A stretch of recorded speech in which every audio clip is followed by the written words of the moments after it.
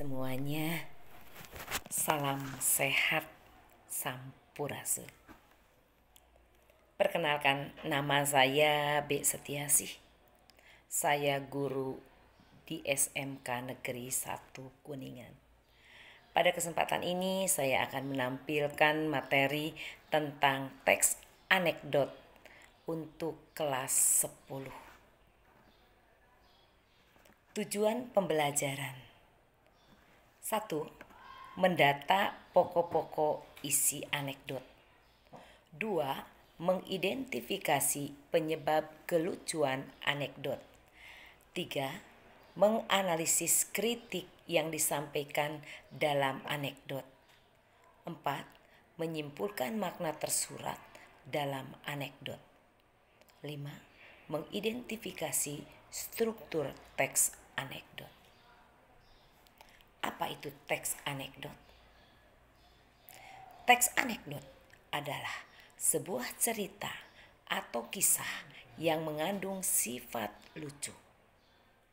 Meskipun teks anekdot berisi cerita lucu, tetapi teks anekdot juga bisa memiliki banyak maksud yang biasanya digunakan untuk menyampaikan kritik.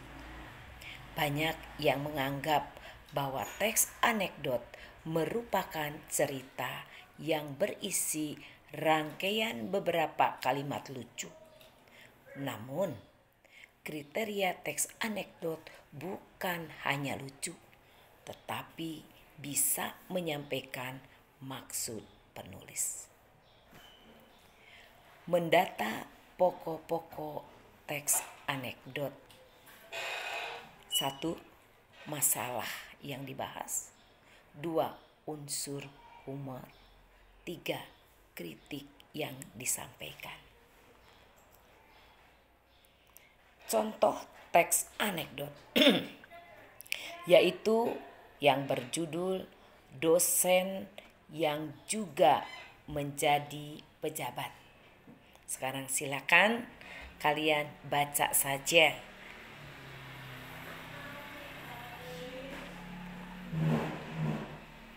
Sudah selesai. Pokok-pokok isi anekdot. Judul: dosen yang juga menjadi pejabat.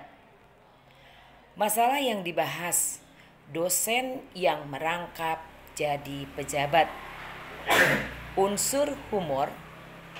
Kalimat penutup anekdot sebagai jawaban mengapa sang dosen tidak pernah mau berdiri dari tempat duduknya. Ternyata karena kalau dia berdiri takut kursinya diduduki orang lain. Kritik yang disampaikan. Kritik yang disampaikan adalah kritikan pada para pejabat yang takut kehilangan jabatannya atau tidak mau diganti oleh pejabat baru. Analisis pokok-pokok isi teks anekdot tentang cara keledai membaca buku. Judul: masalah yang dibahas, unsur humor, kritik yang disampaikan. Perbedaan anekdot dan humor. Aspeknya: ide cerita dari peristiwa nyata anekdotnya. Humornya rekaan. Isi anekdotnya masalah terkait tokoh publik atau yang menyangkut orang banyak. Masalah kehidupan sehari-hari. Fungsi komunikasi yaitu menyampaikan kritik atau sindiran.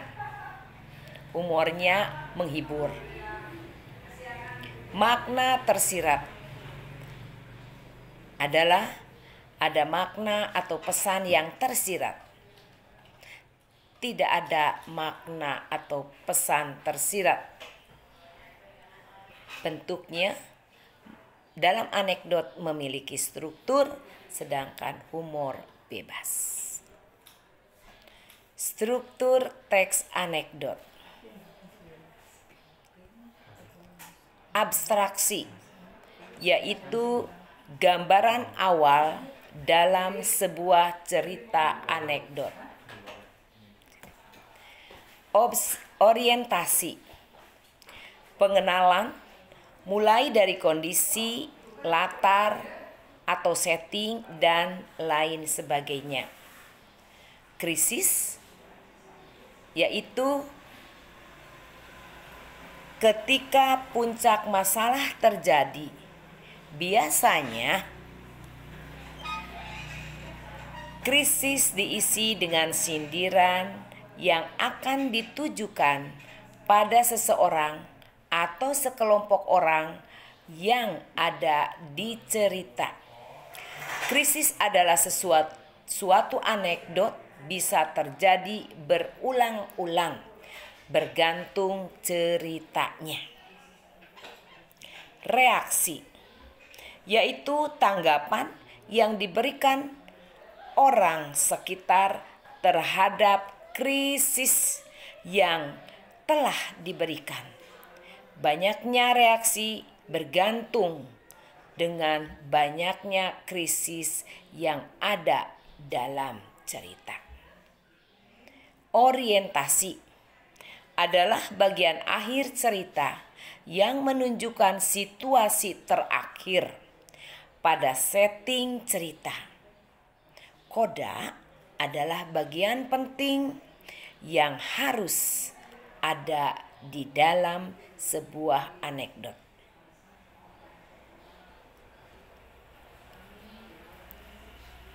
Analisis teks anekdot. Silakan dibaca saja.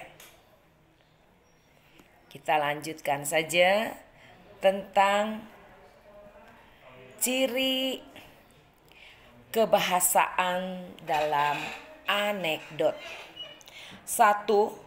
Menggunakan kalimat yang menyatakan masa lalu. 2. Menggunakan kalimat retoris.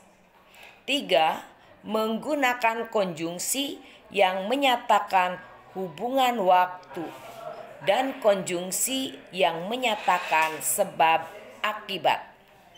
4. Menggunakan kata kerja aksi. Dan 5. Menggunakan kalimat seru. Contoh teks anekdot yang lain yaitu kisah pengadilan tindak pidana korupsi. Mangga dibaca saja.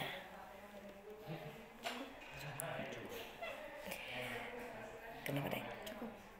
Sekian saja mungkin materi yang bisa saya sampaikan pada kesempatan ini. Terima kasih, semoga bermanfaat.